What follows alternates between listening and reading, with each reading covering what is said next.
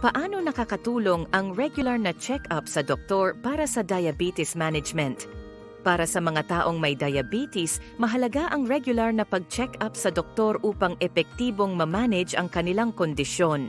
Sa pamamagitan ng mga regular na pagbisita sa iyong healthcare provider, maaaring masubaybayan ang iyong blood sugar levels at ma-adjust ang mga treatment plans batay sa mga pagbabago sa iyong kalusugan.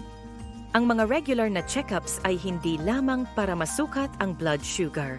Dito rin tinitingnan ng doktor ang iba pang vital signs at health indicators tulad ng blood pressure, cholesterol levels at kidney functions na lahat ay maaaring maapektuhan ng diabetes.